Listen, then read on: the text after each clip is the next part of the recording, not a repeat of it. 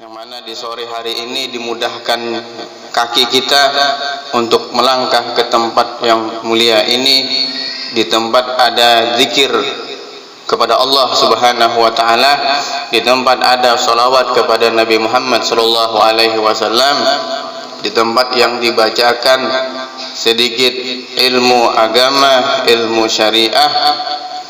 Nabi Muhammad sallallahu alaihi wasallam bersabda, humul qaumu la yashqa bihim jalisuhum.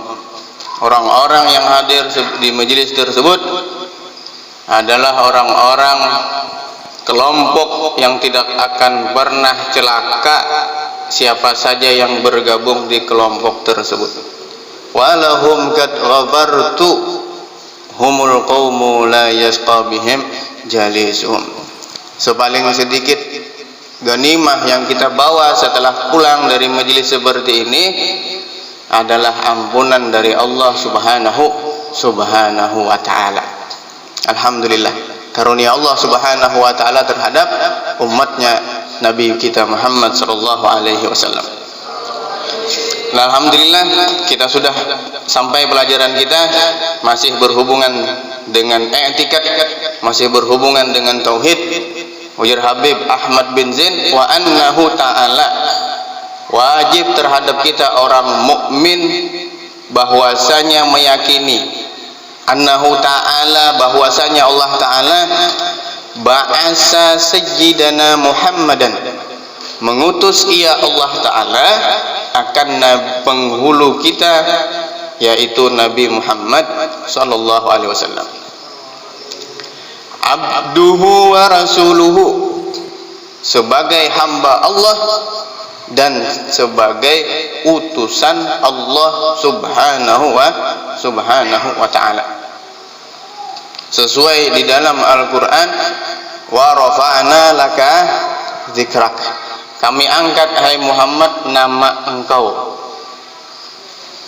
Para ahli mufassirin menyebutkan makna tersebut, tidaklah disebut nama Allah terkecuali ada sebutan nama Nabi kita Muhammad sallallahu alaihi wasallam. Tidak sempurna orang beriman dengan Allah kecuali dia juga beriman dengan Nabi Muhammad sallallahu alaihi wasallam. Tidak bisa dinamakan orang tersebut mukmin, tidak bisa dinamakan orang tersebut muslim. Dia cuma percaya kepada Allah tapi tidak percaya dengan Nabi Muhammad sallallahu alaihi wasallam sebagai utusan Allah subhanahu wa ta'ala. Muhammadan, nama yang paling afdal di antara nama-nama Nabi kita Muhammad sallallahu alaihi wasallam. Sidin banyak, sidin bisa nama. Ada Mahi, nama sidin. Banyak nama Nabi kita Muhammad sallallahu alaihi wasallam menunjukkan kemuliaan beliau. Tetapi nama Muhammad ini adalah nama yang paling afdal di antara nama-nama tersebut. Yang menamai Muhammad ini, ahli sejarah mengatakan yang menamai adalah kakek sidin yang bernama Abdul Muthalib. Ditanya, kenapa engkau hai Abdul Muthalib menamai cucumu itu dengan Muhammad? Tidak pernah dulunya di kalangan Arab yang bernama Muhammad itu kada. Di kalangan Arab orang yang pertama bernama Muhammad itu Nabi kita Muhammad sallallahu alaihi wasallam di tahun itu.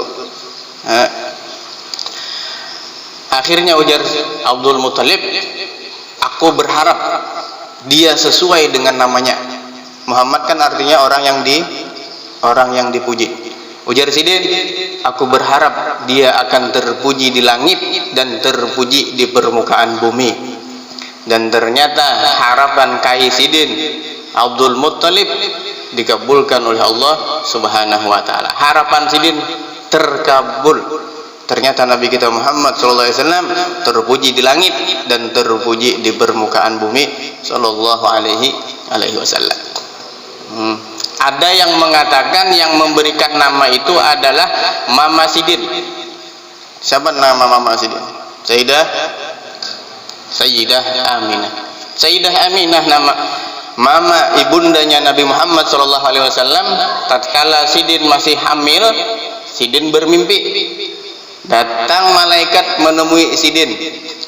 Akhirnya malaikat tersebut mengatakan kepada Sayyidah Aminah di dalam mimpinya, nanti kalau engkau lahir maka kasihlah nama dengan Muhammad, samihi Muhammadan.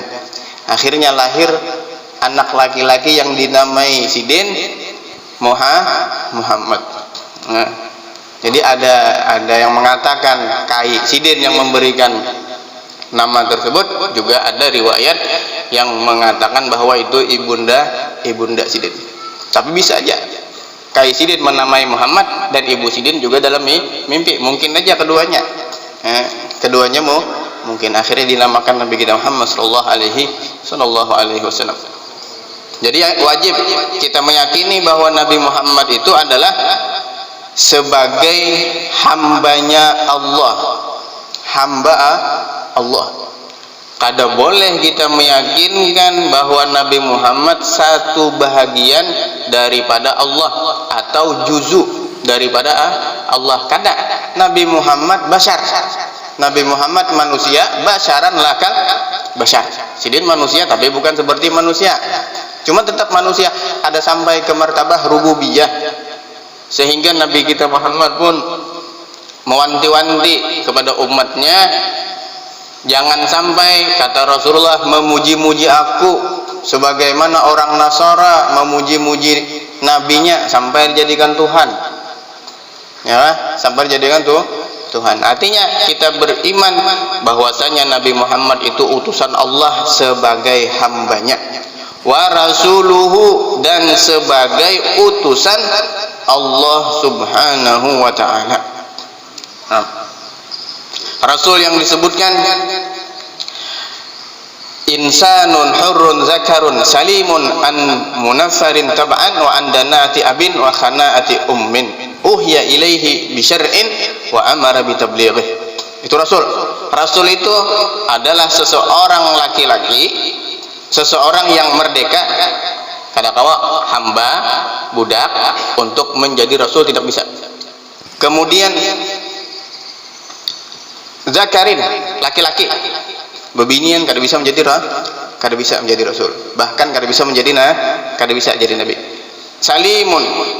Salimun an munafirin tab'an, dia terselamat daripada penyakit-penyakit yang bisa meolah manusia tidak mau mendekat. Kada mau Allah Ta'ala mengutus Rasul yang penyakitan, kada mau mengutus Nabi yang penyakitan, sehingga dengan sakitnya itu orang kada mau mendekatinya, kada mau. Kemudian wa andana ati abin, terselamat daripada rendahnya abin, abah, wa khana ati ummin, dan khana ummin rendahnya ibu. Jadi keturunannya, abahnya para rasul tersebut, abah-abah beliau, mereka mama mereka itu semuanya terselamat atau tidak pernah mengerjakan pekerjaan yang keji, kada pernah.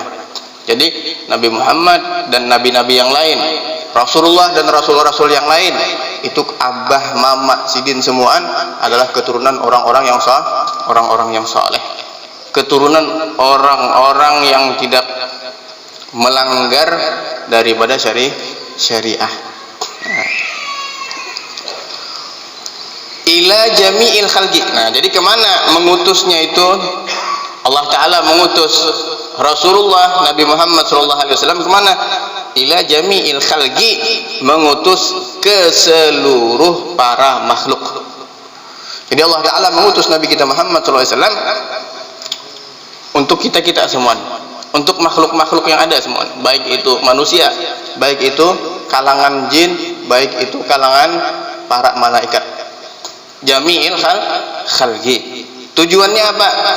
Lihidayatihim, untuk memberikan petunjuk terhadap mereka makhluk.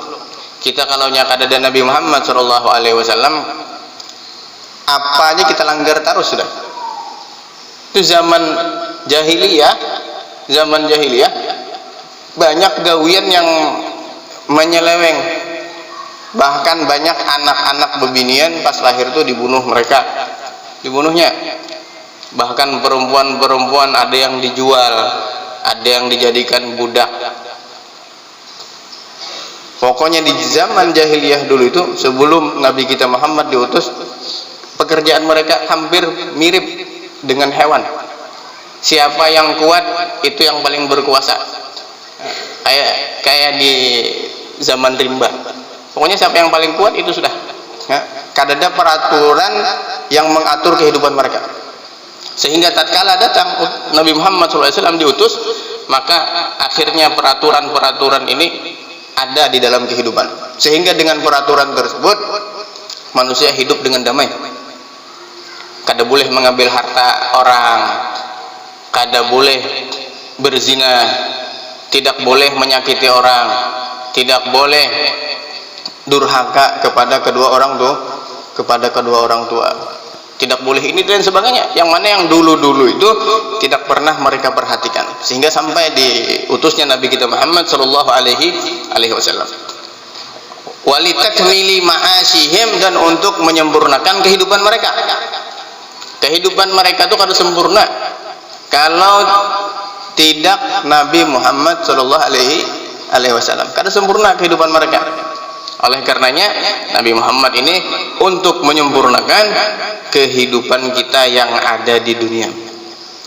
Kita jangan berprasangka bahwa Nabi Muhammad itu diutus cuma untuk memperbaiki akhirat, kada. Makanya di dalam Al-Quran pun disebutkan Rabbana atina bid dunya hasanah wa fil akhirati hasanah wa qina adzabannar. Ya Allah, berikanlah kami di dunia kebaikan, di akhirat kebaikan, dan jagalah kami daripada api neraka. Di doa tersebut minta dunia kebaikan sebuting, kemudian minta akhirat kebaikan satu, dan termasuk kebaikan juga terjaga daripada api neraka. Itu di ayat itu minta akhiratnya dua, ya, minta dunianya satu, yang menunjukkan dunia penting tapi akhirat lebih penting. Nah, jadi Nabi kita Muhammad bukan cuma di dunia, bukan cuma urusan akhirat, kada. Di dunia pun juga diutus untuk menyempurnakan kehidupan kita. Makanya ada salah satu riwayat Rasulullah bertanam di situ, disuruh Nabi kita Muhammad ada memerintahkan bertanam. Bahkan di dalam syariat bertanam itu fardu kifayah, fardu wajib hukumnya, wajib bertanam. Berarti kalau fardu kifayah itu kalau sekampungan karena melakukan, maka berdosa sekampungan. Itu namanya fardu kifayah. Sama dengan sembahyang jenazah, bahuma kan itu menanam benih tuh. Bahuma itu fardu kifayah hukumnya. Fardu. Mereka yang bahuma itu yang menggugurkan fardu kifayah, pahala fardu dapat mereka. Sama dengan sembahyang jenazah.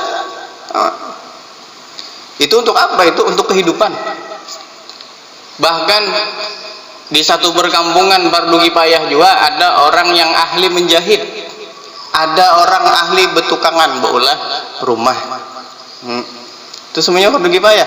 Artinya menunjukkan bahwa Rasulullah itu diutus untuk menyempurnakan dunia dan akhirat. Cuman akhiratnya aja yang lebih dipentingkan daripada dunia.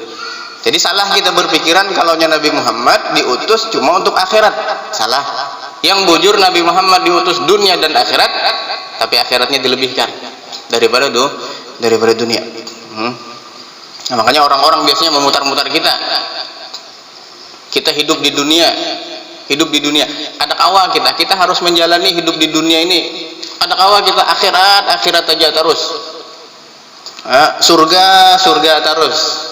Ada kawal kita. Berarti kita kada sanggup untuk mengikuti ajaran Nabi Muhammad itu, karena ajar mereka Nabi Muhammad itu cuma akhirat terus. Ini akhirat kena hati-hati, sana ada azab, kena di sana ada surga. Mereka merupakan yang sisi sebelahnya, bahwa Nabi kita di sini pun disebutkan untuk menyempurnakan kehidupan mereka. Nabi Muhammad mengatur bagaimana cara hidup berumah tangga itu di dunia. hidup berumah tangga di dunia. Bagaimana caranya lawan bini, kayak apa caranya lawan laki. Ujar Nabi Muhammad, ujar Siden, khairukum li ahli wa ana khairukum li ahli. Sepaling baik di antara kalian adalah orang yang paling baik memperlakukan para istrinya, ujar Rasulullah. Itu kan masalah dunia kita. Nah, pernikahan di dunia kita, kalau di akhirat kita lihati. Kalau ada jodohnya lagi mau kumpul pulang di sana. Nah, kalau nggak ada ya bisa. Artinya kalau sama-sama takwa dia di dunia, dia akan berkumpul nanti di akhirat. Itu dunia Nabi Muhammad yang mengatur. Akhirnya kebalikan hadis itu, orang yang paling jelek berarti orang yang memperlakukan istrinya kada bagus, kada baik, kada terlalu kasar. Lidahnya terlalu kasar lawan bininya, kemudian tangannya atau perbuatannya terlalu kasar lawan istrinya, kada terlalu menghimungi bininya, jarang menjabar khatir, menghimungi istrinya jarang. Itu berarti baikannya tidak termasuk orang yang sepaling baik, ujar Nabi kita Muhammad sallallahu alaihi wasallam. Para istri pun dilajari Rasulullah bagaimana caranya dia di dunia ini, karena di dunia dia berumah tangga. Ujar Rasulullah pun, andai ada seseorang boleh bersujud kepada selain Allah, akan aku suruh para istri untuk bersujud kepada suami. Saking disuruhnya para istri ini taat lawan lakinya, sampai-sampai jadi Rasulullah jakanya boleh sujud tuh, aku suruh sujud para istri itu untuk siapa? Untuk lakinya. Tapi kada boleh, kada boleh, cuma ya disuruh taat aja, bujur-bujur. Ayyuma mra'atin matat wa jauzuha 'alaiha radin dakhalatil jannah. Para istri yang meninggal dalam keadaan lakinya ridha dengannya, dia akan masuk surga. Di riwayat yang lain, siapa yang para istri menjaga sembahyang 5 waktu, kemudian bakti lawan suaminya, dakhalatil jannah, masuk ke dalam surga. Itu perbuatan dunia yang diatur Nabi kita Muhammad sallallahu alaihi wasallam. Kemudian yang ada dulu tuh ada namanya qada ini memutuskan kalau ada orang berselisihan antara dua orang, maka kan ada namanya hakim memutuskan itu yang mana yang bujur, yang mana yang salah. Itu kan perkara dunia semua. Ini ampun siapa yang bujurnya, ini ampun siapa. Jadi Nabi kita ini menyempurnakan dunia dan akhirat. Orang yang mengikuti Rasulullah jejak langkah sidin, makanya akan bahagia dunia dan akhirat. Bahagia dunia dan akhiratnya yang mengikuti jejak langkah beliau. Wa ma'adihim, dan Rasulullah diutus untuk menyempurnakan perkara ma'ad, tempat kembali mereka makhluk. Tempat kembali yaitu akhirat. Itu tadi akhirat dua buting dibanding dengan dunia. Wa ayyadahum bil mu'jizatiz zahirah, dan Allah taala menguatkan akan Nabi Muhammad bil mu'jizah az-zahirah, dengan mukjizat yang nampak. Jadi Allah Ta'ala bukan sekedar mengutus Rasulullah, tapi mengutus diberikan lagi mukjizat. Tujuannya supaya apa? Supaya orang membenarkan Nabi kita Muhammad SAW. Artinya ini sebagai bukti lah, sebagai bukti bahwa beliau adalah Rasul, maka diberikanlah mukjizat tersebut. Dan mukjizat dalam artian sesuatu yang menyalahi kebiasaan. Sesuatu yang menyalahi kebiasaan yang nampak atau yang timbul dari Nabi dan Rasul, maka itu dinamakan mukjizat. Makanya artinya di sini disebutkan, sudah disebutkan ya. Pokoknya mukjizat itu, mukjizat bahwasanya itu perkara yang menyalahi daripada adat, kemudian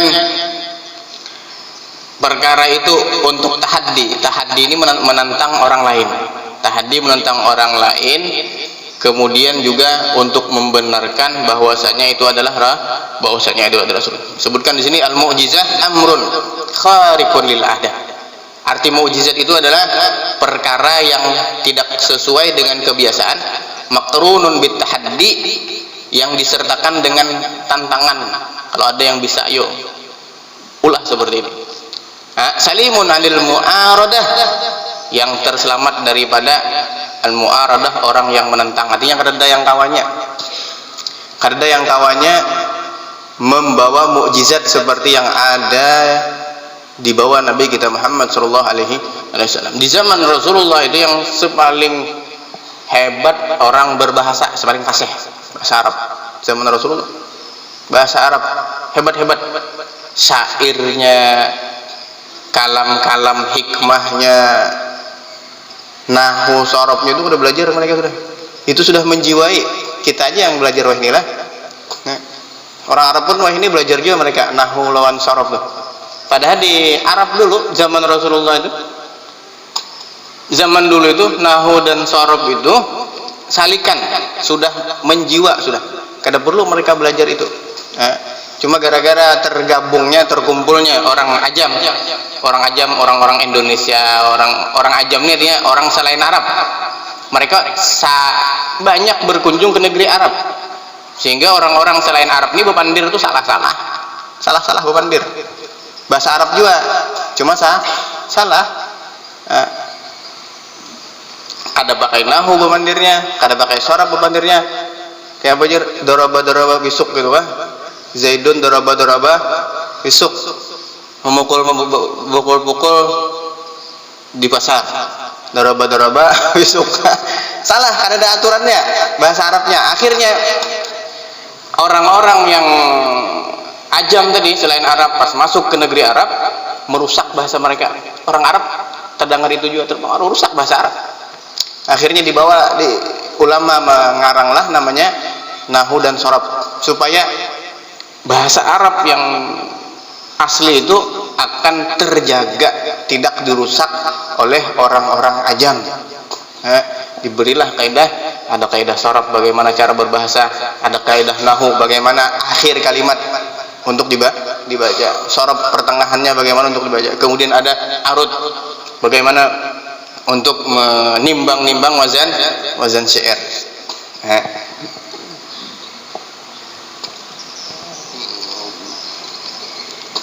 Nah, itu tadi mereka yang fasih dengan bahasa Arab. Mukjizat yang paling terbesar diberikan kepada Nabi Muhammad adalah Al-Quran.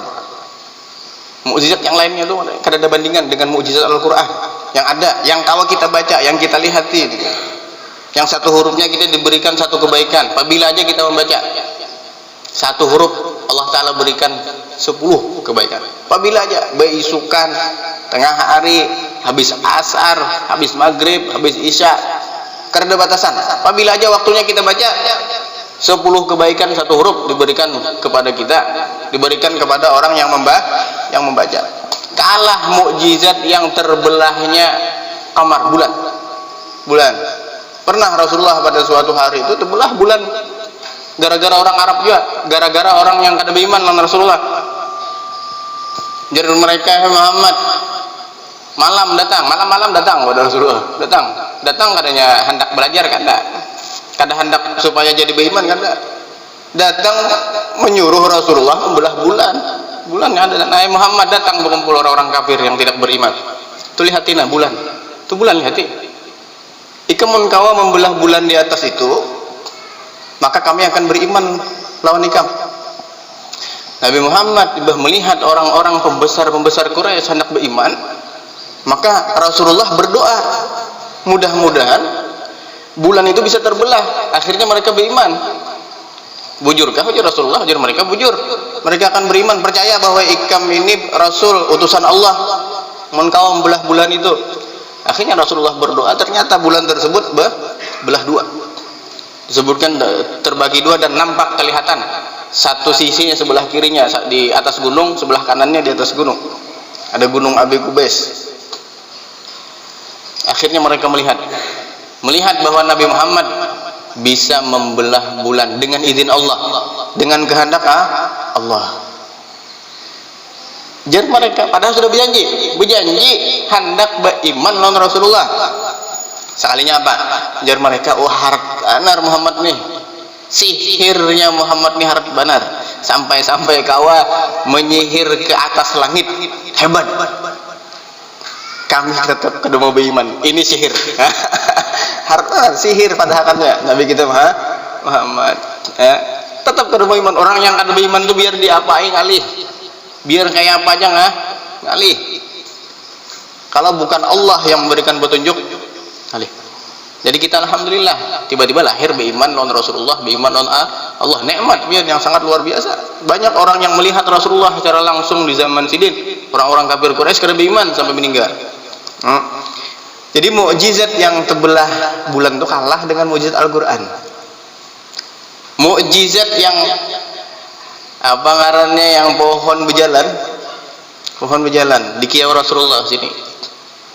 Datang akarnya bergoyang tunggu dikitan. Pohon bergoyang pohon. Tunggu dikitan akarnya keluar, setelah keluar berjalan menuju Nabi Muhammad sallallahu alaihi wasallam. Itu pun permintaan orang kafir yang kada beriman asalnya Rasulullah. Nah, kalau ikam ujar orang tadi kawa memanggil pohon itu, aku akan beriman. Ternyata datang bujuran. Ada disebutkan dalam Burdah itulah. Dalam Burdah ada. Ja'at fi da'watihil asjaru sajidatan tamshi bila qadami. Dia mampu pohon yang berjalan tadi tanpa kaki dengan izin Allah. Mukjizat Rasulullah datang. Setelah pohon itu bersaksi bahwasanya Nabi itu ada Rasulullah kembali ke tempat. Ada begana di situ, ada disuruh kembali pulang. Akhirnya bebulik pulang.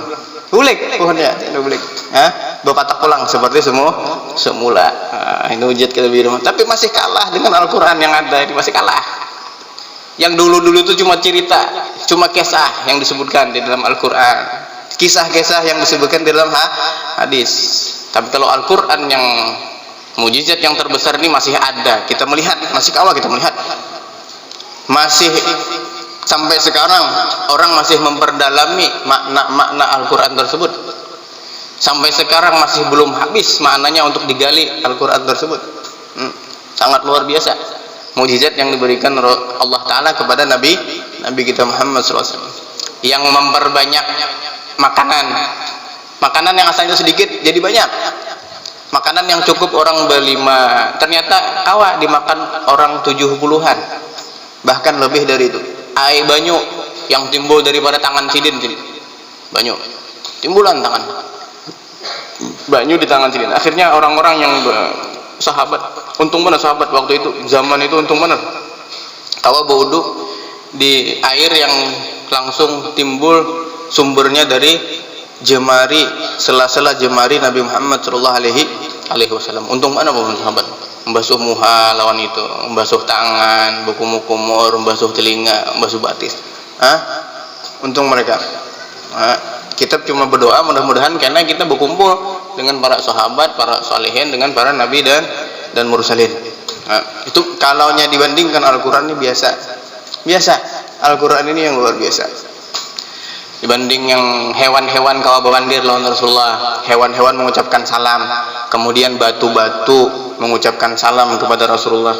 Itu ada apanya kalau dibanding Al-Qur'an. Karena itu tadi yang ada ya lewat mukjizat yang ada itu cuma cerita tertinggal. Mukjizat nabi-nabi yang dahulu pun cuma cerita aja yang ada lagi. Nabi Musa tongkat Sidin membelah lautan itu cerita aja. Tapi Al-Qur'an yang ada ini, Al-Qur'an yang ada ila yaumil qiyamah, mukjizat Rasulullah sampai hari kiamat kada berhilangan Al-Qur'an ada. Tinggal kitanya aja lagi bagaimana sifat kita terhadap Al-Qur'an. Apakah kita menyelangkan waktu kita untuk membaca Al-Qur'an tersebut? Apakah kita mencari waktu yang luang untuk membaca Al-Qur'an? Habib Abdullah bin Alawi Al-Haddad itu Sidin menyebutkan di Risalah Mu'awanah, ujar Sidin baca Al-Qur'an itu paling kada jadi Sidin satu harinya 1 juz, sehari 1 juz, sehingga dalam 1 bulan dia bisa mengkhatamkan Al-Qur'an, ujar Sidin. paling kadanya itu ya Habib Abdullah bin Alwi al-Haddad. Nah kita yang andai kita ya barang aja asal ada kita sudah 3 lembar kah sehari, 2 lembar setengah kah sehari, setengah juz kah sehari, yang penting ada tuh sudah untung mana kita. Yang penting ada. Apakah lagi sebutkan sidin ada yang sebahagian mengkhatamkan 1 minggu sekali, sebahagian mengkhatamkan 3 hari sekali, sebahagian orang ada sehari 2 kali, sebagian orang ada 3 kali, ada 4 kali seharinya, ada 5 kali sehari, ada 6 kali, ada 7 kali sehari, ada 8 kali, ada lebih dari itu. Nah, ini kita orang-orang yang lemah nih ya asal ada aja sudah, asal ada 3 lembar kah, 2 lembar setengah kah, yang penting ada. Yang penting jangan lupa kita dengan mukjizat Rasulullah yang terbesar itu.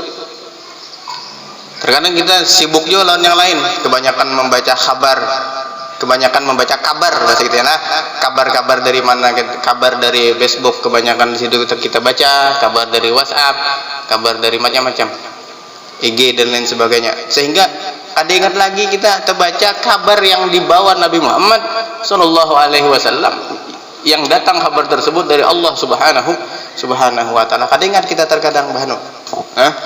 Nah ini Allah Ta'ala menguatkan Rasulullah tadi dengan mukjizat yang nampak.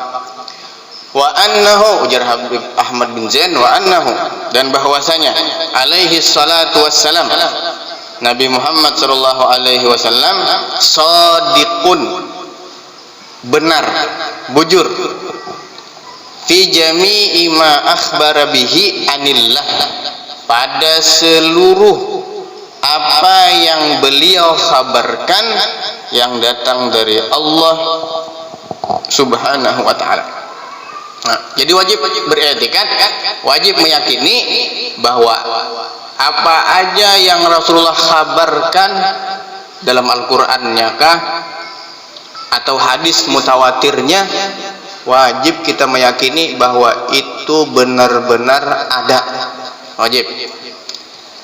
Kalau kita masih belum percaya apa-apa yang ada di Al-Quran, apa-apa yang ada di hadis mutawatir, maka kita masih belum termasuk golongan orang-orang yang beriman. Makanya di sini wajib kita mengiktikadkan bahwa Nabi Muhammad itu benar adanya apa yang sidin khabarkan. Apa yang sidin khabarkan diantaranya minas sirati wal mizani, daripada jembatan sirat. Sirat itu ya jembatan lah, jembatan yang mana sih? Wal mizan, dan daripada mizan. Jadi di Al-Quran disebutkan nanti di situ ada sirat, yang mana orang-orang muslim, orang mukmin, orang kafir, orang musyrik, seluruh manusia nantinya mereka akan melewati jembatan tersebut. Bahkan disebutkan jembatan itu dia terbentang alamat semi jahannam, terbentang di permukaan neraka. Di bawahnya neraka, di atasnya itu di jembatan sirat itu. Adaggu minas sya'rah, lebih tipis. Lebih tipis minas sya'rati, daripada rambut. Rambut tuh cabut, lihati lebih tipis dari itu. Itu jembatannya yang akan kita lewati. Itu jembatannya akan kita lewati seperti itu. Nah, kita jangan yang kayak rambut lah, yang kayak cucukan akuan aja kita kata kawa bisa ngalih. Andai di dunia ini ada, panjangnya biar panjangnya sekitar 10 meter kayak ini, kada ada ingkutannya di sana biarlah. Jembatan Siratul Mustaqim, jembatan sirat itu kada ada ingkutannya, kada ada. Jembatan kita di sini sudah ganal, ada ingkutannya terkadang. Nah, di sana kemana kita tak beringkut? Kalau kita kada beriktimat dengan amal soleh, kada kawa kita. Kalau kada amal soleh, kena yang membawa kita tuh kada kawa. Kita mengandalkan batis yang ada ini kada kawa. Lebih halus daripada rambut. Wa ahaddu minas sayfi, lebih tajam daripada pedang. Halus daripada rambut, lebih tajam daripada pedang lading silit, lebih landap daripada lading silit. Kenapa kita? Alih. Tapi mudahan kita kawa dengan amal saleh tadi. Terus apa? Yamurru alaihil awwalun wal akharun, akan berlewat di atas sirat itu, jembatan itu, orang-orang yang terdahulu dan orang-orang yang terdahulu. Dari zaman Nabi Adam sampai orang-orang tercipta, hari kiamat semuanya akan melewati itu. Tuluhu, panjangnya jembatan itu perjalanan salah satu alafi sanah, perjalanan 3000 tahun. Ya Allah, 3000 tahun. Kita perjalanan yang sejam zaman kita bayangkan, luar ngalih mana kita. Ngalih. 3000 tahun perjalanannya hanya sampai ke seberang sana. Maka mun kita begana, kalau ada yang tegana waktu itu di bawahnya sudah menghadap. Su'uduhu alfusanah, naik ke atas itu 1000 tahun lamanya. Wastiwa'uhu alfusanah, lurus itu 1000 tahun. Kemudian wahubutuhu, turunnya ke bawah lagi, alfusanah 1000 tahun lamanya. 1000, jadi jumlahnya 3000. 3000 tahun. Ujar Imam Ghazali, tafakkar, jadi pikirakan, jadi bujur pikirakan kena kita di sirat di jembatan, apakah kita bisa selamat kena. Akhirnya ujar Imam Ghazali, man istaqama, jadi siapa yang istiqomah, artinya siapa yang lurus, fi hadzal alam, siapa yang lurus jalannya di dunia, alas siratil mustaqim, atas jalan yang benar, yang lurus, di dunianya berjalan lurus. Khaffa ala siratil akhirati wa naja, dia akan mudah untuk menyeberang jembatan di akhirat nanti, wa naja, dan dia akan selamat. Siapa yang jalannya lurus di dunia, maka di sana nyaman, jalannya nyaman. Makanya kita berdoa terus, kita berdoa di tiap Fatihah, kita berdoa terus, ihdinas siratal mustaqim, ihdinas siratal mustaqim, ya Allah berikanlah kami ini jalan yang lurus. Itu doa kita terus kepada Allah Subhanahu wa taala tiap kita sembahyang, sehingga amunnya lurus jalan kita di dunia, bujur jalan kita di dunia, maka kita akan mudah nanti berjalan menyeberang jembatan tersebut. Siratal ladzina an'amta 'alaihim ghairil maghdubi 'alaihim waladdallin. Jembatan jalan yang lurus itu adalah jalan yang orang-orang berikan kenikmatan terhadap mereka, dan bukan orang-orang yang sesat. Siapa mereka itu? Orang yang diberikan nikmat oleh Allah jalannya, minan nabiyyin, jalannya pada para nabi, wasiddiqin, dan orang-orang yang siddiqin, yang jujur, yang benar, wasyuhada, orang-orang yang mati syahid, wassalihin, dan orang-orang soleh. Selama kita di dunia mengumpati jalannya orang-orang soleh, yang mana orang soleh tersebut mereka mengambil jalannya dari Rasulullah, dari para rasul. Selama kita di jalan mereka, maka insya Allah di akhirat kita akan mudah untuk berjalan menyeberang jembatan sirat.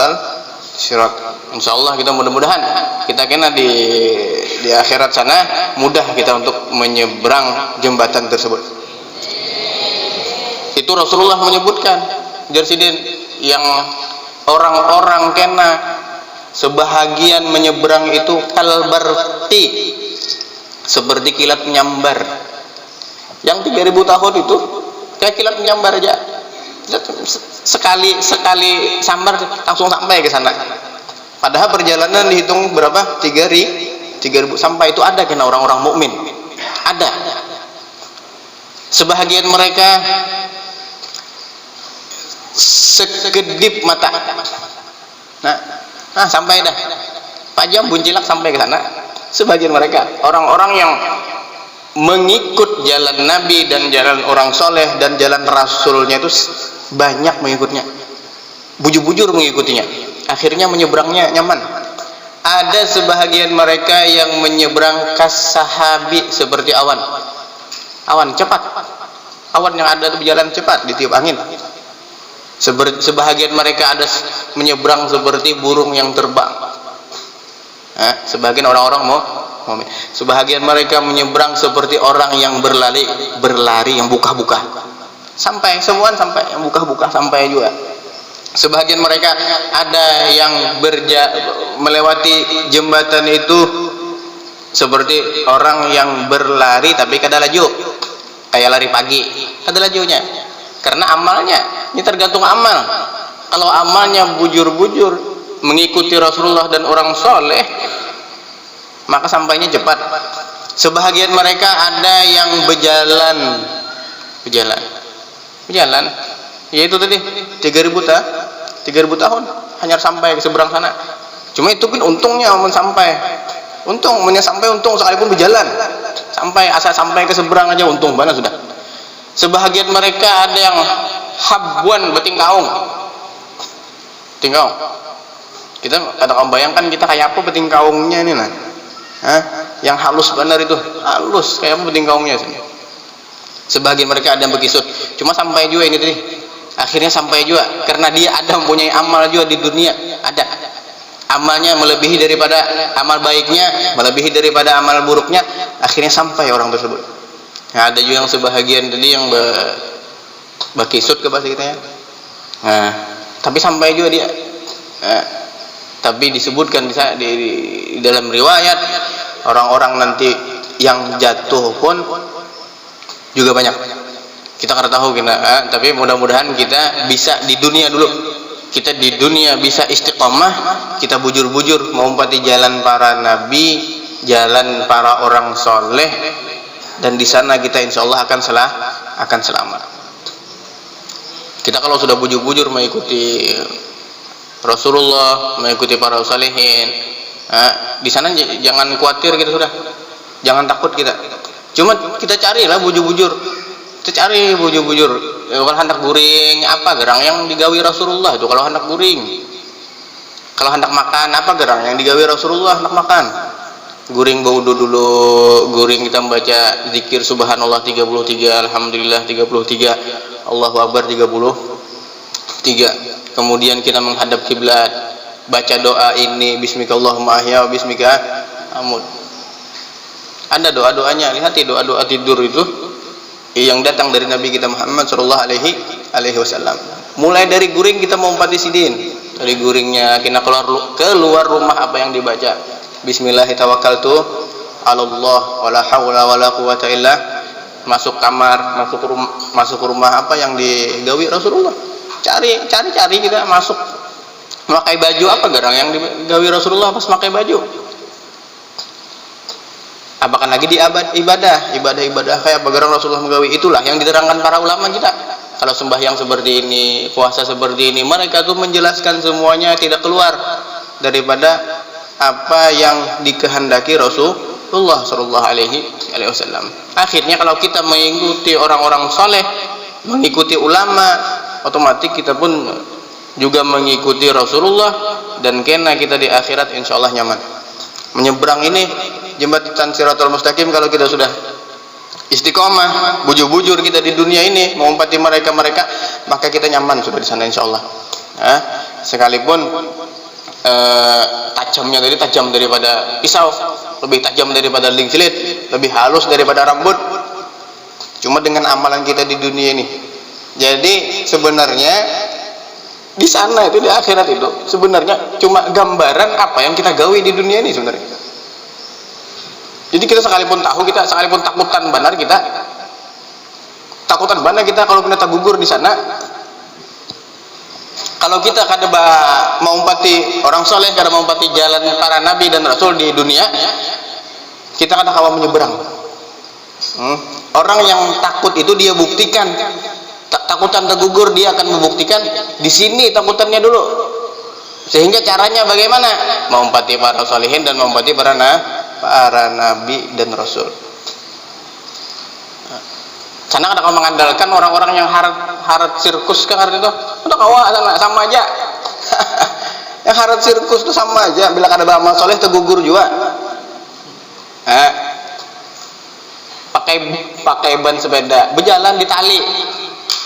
Bukan sirkus. Kawanya di dunia nih. Di dunia kawanya berjalan yang tali halus-halus itu. Munnya kada beramal soleh di dunia, kada menghormati Rasul dan orang-orang soleh dan ulama yang bujur-bujur, di sana tergugur di sana. Di hadapan kawa, kada terpakai lagi ilmu sirkus sana, terpakai. Sekalipun nomor 1 di dunia nih, ahli sirkus nomor 1 di dunia, mungkin ada beramal soleh di sana, sejajak kada kawa langsung gugur ke bawah. Apalagi yang kada bisa sirkus ini? Apalagi yang kada bisa, yang kada beramal soleh. Makanya amal soleh kita di dunia penting banget. Penis kita di dunia nih. Semua yang terjadi di akhirat itu ya gambarnya yang di sini. Gambarnya di dunia nih. Ini umur yang paling penting diatur, yang paling penting kita isi, yang paling penting kita perhatikan ya umur yang ada di dunia. Kalau sebenarnya kita umur-umur yang sudah kita lewati ini ada beberapa umur sudah. Kita di alam ruh, ada di alam ruh. Kemudian kita di alam parut mama, janin. Karena kita di alam alam dunia sekarang ini. Habis ini kita akan berpindah ke alam barzakh. Nanti kita berpindah kepada alam akhirat. Nanti berpindah ke nikmat atau ke azab. Yang paling penting di antara yang perpindahan umur ini ya ini waktu sekarang nih. Waktu kita yang ada di dunia. Kalau kada bujur-bujur kita memperhatikan, kada bujur-bujur kita mengisi dengan ibadah, maka kita akan menyesal setelah-telahnya, di kubur menyesal, di hari kiamat menyesal, dan sudah sampai seterusnya akan menyesal. Nah jadi ini kita harus percaya bujur-bujur yakin bahwa Rasulullah itu mengkhabarkan ada sirat, ada jembatan karena yang akan dilewati, wal mizan, kemudian ada timbangan. Mizan ini artinya timbangan, menimbang amal soleh dan amal buruk, amal jahat, menimbang taat dan menimbang maksiat. Siapa yang banyak taatnya, dia akan dimasukkan ke dalam surga. Siapa yang lebih banyak maksiatnya, dia akan tidak bisa masuk surga, dia akan diletakkan ke dalam azab. Ada pertimbangan, ditimbang. Kita ini ada amal soleh kita, dan kita pun juga ada amal jahat, ada amal buruk. Ujar Rasulullah, kullukum khatta'un wa khairul khatta'inat tawwabun. Semuaan ujar Rasulullah. Ada pandang si A, si B, si C, pokoknya semuaan ujar Rasulullah. Khatta'un, berbuat salah, ada dosanya, ada berbuat salahnya. Tetapi yang paling baik orang bersalah adalah orang-orang yang bertaubat. Ujar Nabi kita Muhammad sallallahu alaihi wasallam. Jadi ya kalau kita ada kesalahan kita bertobat lawan Allah, wa atbi'is sayyi'atal hasanata tamhuha, dan iringi pekerjaan yang buruk, iringi pekerjaan maksiat dengan berbuat taat. Tamhuha, dia akan menghapus pekerjaan yang jahat tersebut, sehingga amal salehnya, amal baiknya lebih banyak daripada amal buruk. Faman ya'mal misqala dzarratin khairan yarah, wa may ya'mal misqala dzarratin syarran. Siapa yang berbuat amal baik sedikit ya, yarah, dia akan melihat nanti. Siapa yang berbuat amal buruk sedikit aja, dia akan melihat. Tahu kena kawa ditimbang. Kalau bang kita di timbangan yang ada nih, kalau butir-butiran debu yang ada tuh kada masuk timbangan, kada masuk. Ada kawan yang butir-butir yang sedikit tuh yang ada di dacing tuh, itu kada termasuk, kada kau ditimbang lagi. Atau timbangan emas tuh, timbangan emas tuh kalau ada debunya kada timbul, masih anunya tuh nomornya kada timbul, masih ada debu. Kalau di sana lebih halus dari debu itu kawa ditimbang mizan. Amal yang baik sedikit apa aja, sehalus apa aja kau ditimbang. Amal yang jahat sedikit apa aja, sehalus apa aja tertimbang di sana dan kelihatan kan. Nah, makanya mudah-mudahan kita di dunia ini bisa memperbanyak amal soleh kepada Allah Subhanahu wa taala, dan kita harus berusaha juga jangan sampai kita mengerjakan maksiat kepada Allah Subhanahu wa taala. Kalau terjadi maksiat kepada kita, kesalahan kepada kita, maka jangan lupa kita berdoa dan minta ampun dan beristighfar kepada Allah Subhanahu wa taala. Mudah-mudahan kita di dunia ini akan diistiqomahkan oleh Allah, akan diluruskan jalan kita dengan banyak mengikut para Nabi dan Rasul, mengikut jejak langkah para ulama, mengikut jejak langkah para solihin, sehingga nantinya kita akan mudah menyeberang jembatan yang ada di akhirat. Amin ya rabbal alamin. Wabillahi taufiq wal hidayah. Sallallahu alaihi wasallam Muhammad wa ala alihi wasallam. Alhamdulillahirabbil alamin. Al-Fatihah. Bismillahirrahmanirrahim. Shiratal ladzina an'amta alaihim ghairil maghdubi alaihim. Amin.